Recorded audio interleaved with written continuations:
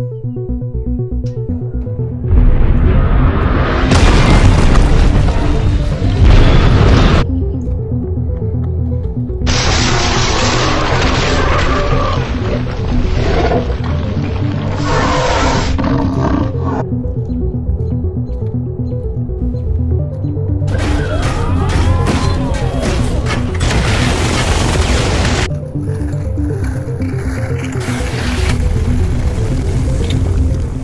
right, guys, today we are going to do some chapter 9, and specifically, I'm going to look at problem 9.52, and I'm going to use that to introduce the concept of momentum. Okay, so let's start with reading the problem, and then we'll take a look at the physics and how to try and solve it. All right, so first things first. We're going to read the problem. Okay. Because last time I had some issues with the reading part, and I remember I said I thought that the diameter was the radius, and so that messed me up. So I'm going to read it more carefully. Okay. We've seen that a squid can escape from predators by ejecting water. Okay. So basically, it has these jets, and the squid shoots water out and it pushes it forward.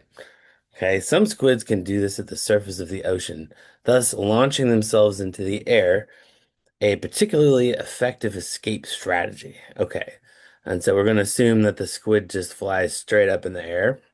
Suppose that a 36 kilogram squid, not including water, at rest at the surface of the water, brings in and quickly ejects 3 kilograms of water to achieve a takeoff speed of 3.5 meters per second. Okay, these are typical numbers. Okay, at what speed does the squid eject water? All right, so I'm going to write down everything that we know. Okay, the mass of the squid is 36 kilograms. Okay, and then the mass of the water that the squid ejects itself that it uses to push out are 3 kilograms, and it's the squid's final velocity. Okay, so we'll call this the squid's final velocity is 3.5 meters per second. Okay, and so that's what the problem's asking us for. Okay, and that's all the information that it gave us. So this is all the data that the problem gave us. Okay, so here's the surface of the water, and then here's my squid, and of course it has some tentacles. I don't know what's okay. So here's our squid, and it has some eyes here. We'll give it some angry squid eyes. Okay, so what happens here? The the squid is going to sh expel some water. So it's going to shoot a bunch of water, okay, this way. Okay, so that means that there's going to be thrust this way from the water, okay? And that is going to push the squid this way, okay? And this works just like a rocket. Basically, the squid ejects a bunch of mass, okay? And then it pushes the rocket that way, okay? But this chapter is all about momentum, and so we are going to use momentum to solve this problem, okay? Because um, let's talk about what momentum is now, okay? And so the equation for momentum, we use P, and it's a vector, right? And it equals mass times the velocity, okay? And um, so this is our formula for momentum. So if we know the velocity of the object and we know its mass, then we know its momentum. Okay, so this is a pretty straightforward equation, but what are we going to do with this? Well, momentum is always conserved. Okay, so P is conserved. Okay, unless an outside force acts on, okay? But momentum is always conserved, meaning that the total momentum of the system cannot change. It has to be the same. Now, if an outside force acts on the momentum, then it can change. And here, let's do an example of that. Right here, I've got my cart. I've got my, we're going to use this bumper on the end later, okay? But this cart has wheels on it. And the great thing about this cart, this is like my crash pillow, okay? The great thing about this cart, okay, is I'm going to turn it on, okay? Well, it's office desk, okay? So I am going to measure the velocity of the cart. Right, this cart, I love this cart. Okay, so here on the screen, you can see the momentum, or this is the velocity of my cart. And I'm going to zoom out here. Okay, let's restart our data. All right, so here's my data. Right now, the velocity is 0. I'm going to take the cart and I'm going to give it a push. Okay, so let's zoom in here. We'll zoom in. And we'll go right here. Okay, so I'm going to give my cart a push now. Okay, so eventually it came to a stop while it was moving. Okay, so yeah, I don't care about that. All right, so here's the latest part. Okay, so while it was moving, my velocity was changing. Okay, and that's because there's some friction here on the wheels. Okay, so what happens is as this thing is moving, friction is slowing it down. Okay, and the mass of this is 220 grams.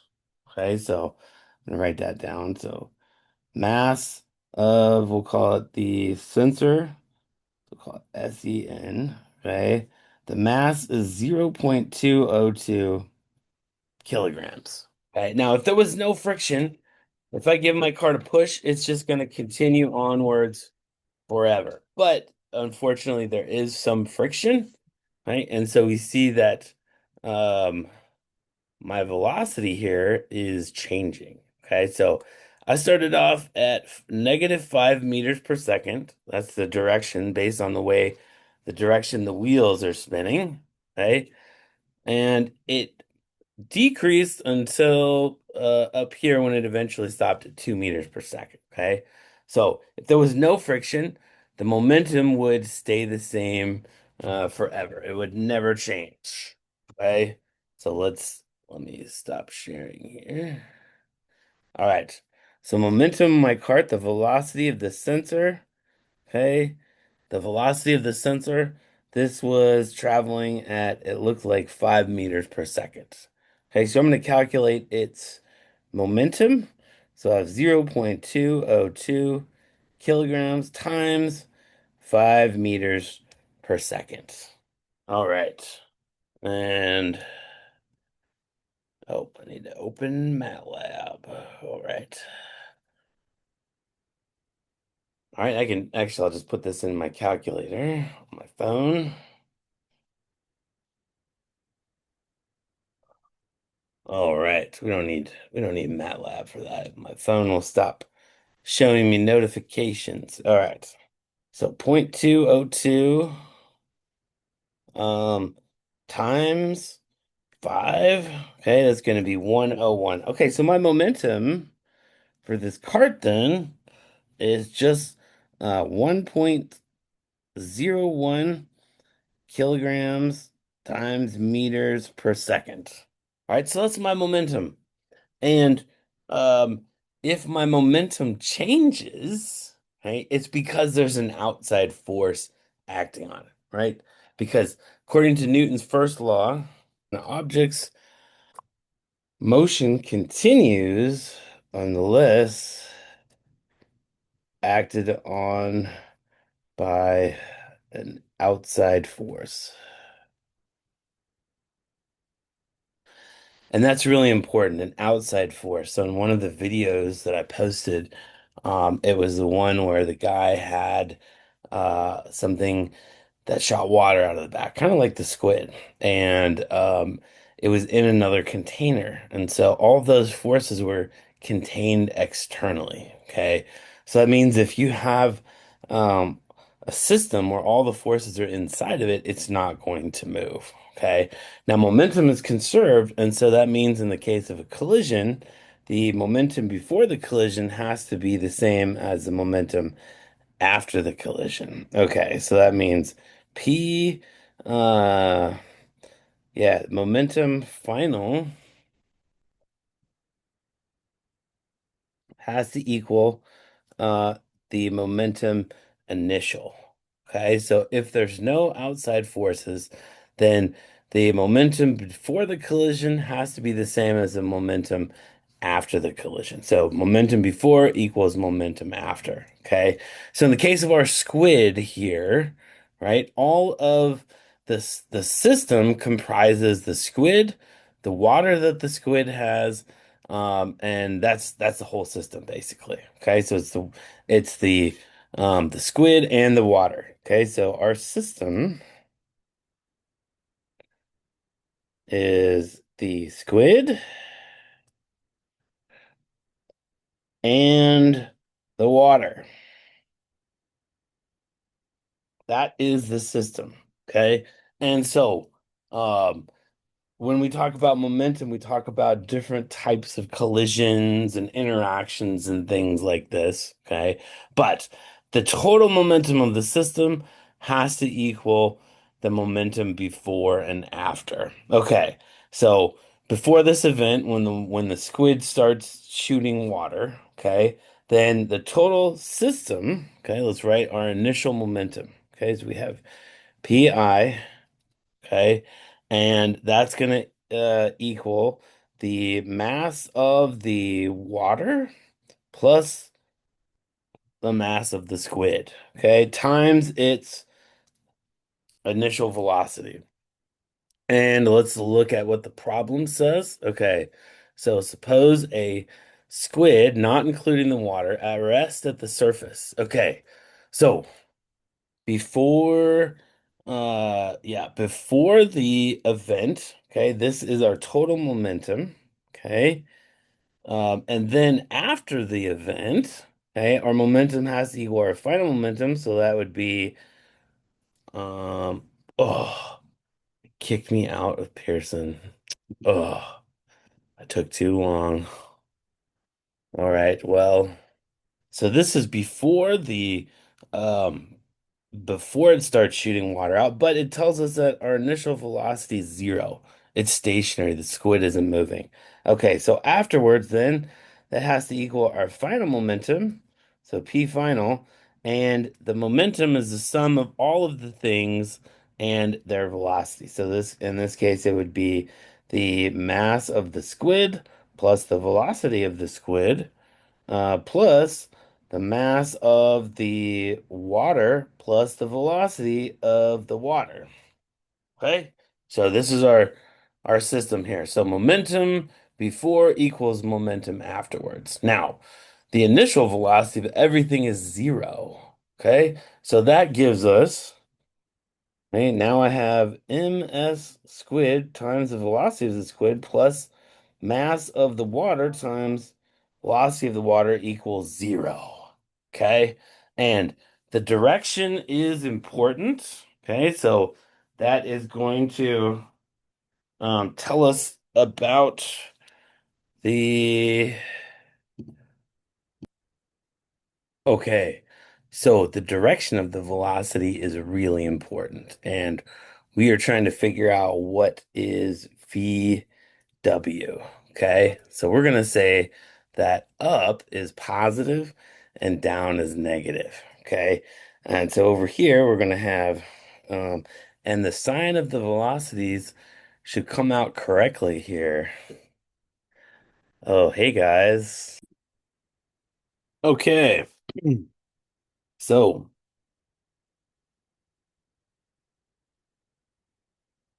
yes. VW is the quantity that we are trying to find here.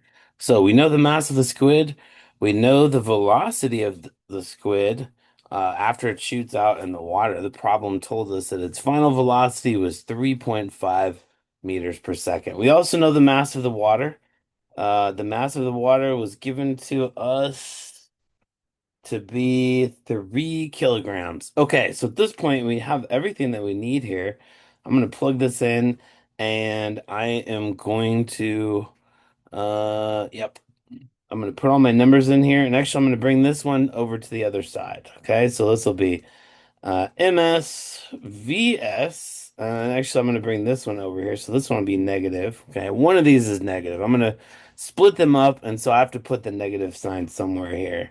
All right, so the mass of the water times the velocity of the water, and the velocity of the water is what we're trying. That's the thing that we are trying to find here. Okay, so we have everything that we need to solve the problem, and so now we can just solve for VW. And I'll tell you, the negative sign here is actually really a good thing because that's going to tell us about the direction of the water. Okay, because remember in my diagram of the squid up here, this direction is going to be negative, right? This is our y-axis.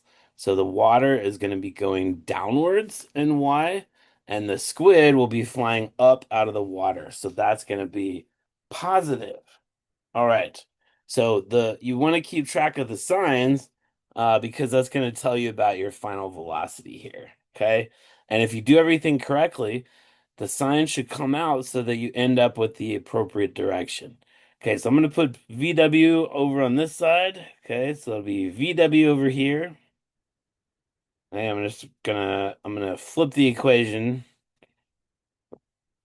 Okay, and then over here we'll have MS VS divided by the mass of the water. Oh, and we need our negative sign in there. Okay, so now I can just plug everything in here. All right, so I have a negative sign. The mass of the squid is 36 kilograms. Then the final velocity of the squid is 3.5 meters per second. Okay. And then the mass of the water is going to be 3.0 kilograms. Okay, and it looks like now my the kilograms are gonna cancel, so I'll cross those out. Kilograms cancel, and so my final units here are yeah, that's gonna be in meters per second, so that's what I want. Okay, I want to have that. All right, those are the correct units, so I probably did it right, which is always a good thing. All right, so it's gonna be minus 36 times 3.5 divided by 3. Okay, and this is going to be the final velocity of the squid. So, not the final velocity of the squid. That is going to be the final velocity of the water. Okay, so I'm going to write this down real quick. Okay, so the final velocity of the water, right, is minus 42 meters per second. Let's go back to, all right. So I got here, I'll make that a little darker. All right.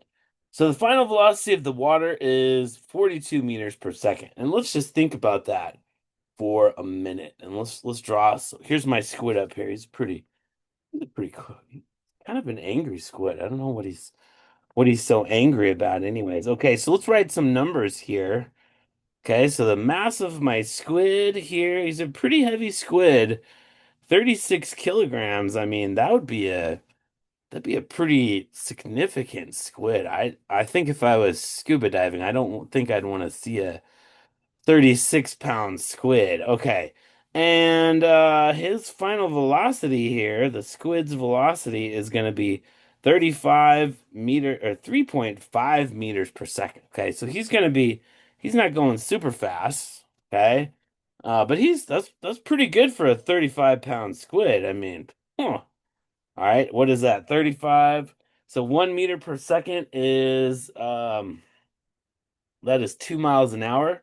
So he's going about 9 miles an hour. That's pretty good for a jump, I guess. All right, then the velocity, our final velocity of the water is going to be minus 42 meters per second, and it's headed downwards. And that makes sense. That's the right direction. Okay. And then the mass of the water is 3.0 kilograms. Okay. And so let's think about what this means. Right? The squid is much heavier. And so his velocity is much lower, right? It's 35 meters per second. And then the mass of the water is very light, and so it's going very fast, right? It shoots us out at a tremendous rate, okay? But the total momentum of the system is still zero, okay? The total momentum of the system is still zero, okay? Because the momentum of the squid going this way is equal to an opposite to the momentum of the squid going that way, okay? Because remember, our initial momentum was equal to zero. And so at the end of the day, those two also have to be equal to zero. And let's just throw the numbers in here and see if we get the same momentum. All right, let's find the momentum of our squid. Just because. Okay, so the momentum of the squid, we're gonna keep the direction in here. It's gonna be y hat going up. Okay, and so the momentum of my squid is gonna be 36. Yeah, 36 times 3.5. 36 times 3.5. And the momentum of my water, okay, it's going to be minus 3.0 kilograms times 42. I put the negative sign out here, by the way. Meters per second, and this is going to be y hat. So this one is downwards in the y direction, and this one is up in the y direction because it's positive. So let's put those into MATLAB and make sure we get the same thing. Okay, this should be equal and opposite. 36 times 3.5 is 126. That's a good momentum. And then the other one is 3 times 42. Yes, they both have a momentum. This one is, oh, I put it into MATLAB there. I didn't show you. I can show you my calculations here. Yeah, it's like, you should see the MATLAB. Okay, let's make my window bigger here. There we go. All right, so I did 36 times 3.5 is 126, and then 3 times 42 is also 126. Okay? And of course, the water is going to be negative, so we have a minus 126, and then the units are kilograms times meters per second. Kilograms meters per second. That's negative 126 kilograms times meters per second. Then we'll put the y hat in there because it's a direction, right? It has a vector. All right. And then up here, this is 126 kilogram meters per second y hat, and it's positive, okay? Because it's going upward. All right. So we solved this one, man. Okay. So momentum of the squid. Boom. Momentum of water. It's right here. Boom. Okay. They are the same. They're definitely the same. And they're equal and opposite. Okay. And this is actually how rockets work too. Right? If you have a rocket ship, the rocket ship is shooting fuel out of the end of this. In a rocket ship, they combine hydrogen gas and oxygen gas, okay? Both very volatile, okay? And in a spaceship, let's draw a little picture here. Okay, so we're gonna talk a little bit about rockets. It's just like the squid. Okay, so let's say here's our rocket ship. Okay. Yes, this is our rocket ship. And the way that it works, okay, we've got here's our main booster in the rocket. Okay, this is going to be yeah, this is the main propulsion here. That's a propulsion here. And then on the top here, we got our space capsule in the Artemis with put some windows there. Maybe a little cone here for satellite communication. Okay.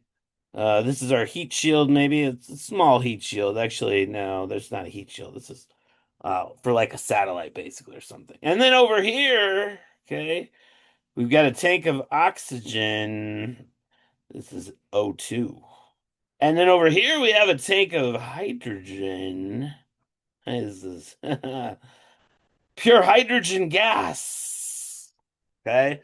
And so what happens? Well, let's talk about it. We're going to make oxygen molecules pink. So you get oxygen molecules in here, O2. Okay. And then we'll make the hydrogen green so we can keep track of it. Hey, the hydrogen is green, H2 is green. Little molecules mixing together. Okay, they're spraying in here from these tanks. This is our hydrogen tank. Hydrogen tank. Okay, this is Dr. Wisby's spaceship. And so what happens? Well, they get inside of here in the mixing chamber. Okay, they use a mixing chamber. And then right when you're about to blast off, okay, there's a little spark inside of here. We'll make the spark red. Guess what happens? Yes, the oxygen and the water combine. Yeah, I like to make sound effects. I mean, if you're making a rocket, you basically have to make it sound like, right? The ship explodes, right? It's basically a little explosion here. Okay, and what's happening? Well, if you have oxygen and hydrogen in a tank together and you add a spark, okay, you're gonna get a molecule here. This is oxygen. It's called H2O or water. Okay. But and so this fuel here releases a huge amount of energy. Just totally astronomical. When those molecules form, okay, there's an insane amount of energy stored in there. Okay, so you get water. And there's some other chemicals mixed in there too. Okay. But hey, the momentum from the rocket fuel, okay, this is going at hundreds of meters per second, right? And then the mass of the fuel here pushing out this way. Okay, so let's let's put in some equations here. Okay, so the mass of the fuel times the velocity of the fuel is equal to the mass of the rocket times the velocity of the rocket. Okay. And this is how spaceships take off. Okay. So even though this thing is very, very massive, okay, if you get the rocket fuel going fast enough, it can push you off the ground this way. Okay. So you can really get just a massive amount of thrust here. Okay. And so then over here, this is where they start combining. But that process of combining hydrogen and oxygen is extremely endothermic. It releases a huge amount of energy, which pushes the gas out this way. Okay. And that's what pushes the ship up this way. All right. This is the last part of problem 9.52. I forgot to do that, and so we're gonna do it now. All right. So the last part of the problem says if we ignore lift and drag forces, the squid flies through the air. What is the maximum horizontal range that the squid can achieve before splashing down? Okay. Um, so let's take a look at that problem. Now, this depends on what we got for the first part. Okay. Actually, no, it doesn't because it says if we ignore the force of the squid flies through the air, what is the maximum horizontal range that a squid can achieve before splashing down? Right. So the maximum range is when the squid fires at a 45-degree angle. Okay, that means um, that's usually under most conditions if there's no wind resistance. That's the farthest that you can go from that. Okay. So we need to find the height uh, of our squid. We could do that, or we can use something called the range equation. Okay, and that should have been covered in the book. But if we have a projectile on a flat surface, okay, then we should get the range equation. Ah, yes, here we go. So the maximum range that a particle can have,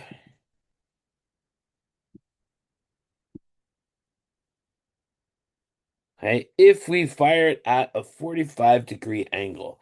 And this is a very useful equation that you have that that you should memorize and write down on your card. Okay, it's called the range equation. I'm going to write it down on my card here, and this tells us basically how far we can shoot the particle if we're on a flat surface, okay? And you can derive this equation with Newton's laws, but I would say basically write it down on your card, and then we're going to use that. Okay, so where did my problem go?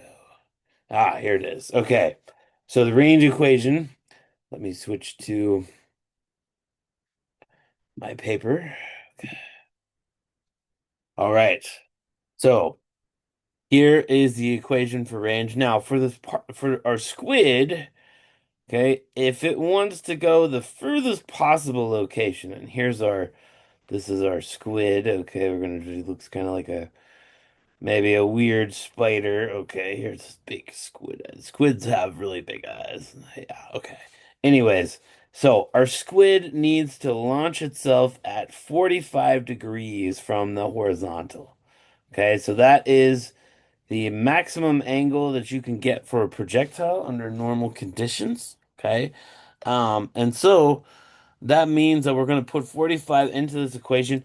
We know what V0 is. It told us in the last problem that the velocity of the squid that it achieves when it's expelling this water. Okay, so the velocity of the squid is going to be 3.5 meters per second. Okay, that's our velocity when this thing gets launched in the air. Okay, and so if we use the range equation here, now we just need to um, put in the numbers and we are basically done. Okay, and you can derive this from the five kinematic equations. I'm not going to do that, but you should know this equation if you're thinking about projectile motion. All right, so let's plug in the numbers here, and I'm gonna share my screen, and then we will go over to MATLAB. We're gonna plug in the numbers here. All right, so we had our velocity is gonna be 3.5 squared times sine d of 45 degrees. That's our maximum angle divided by 9.81, the acceleration due to gravity.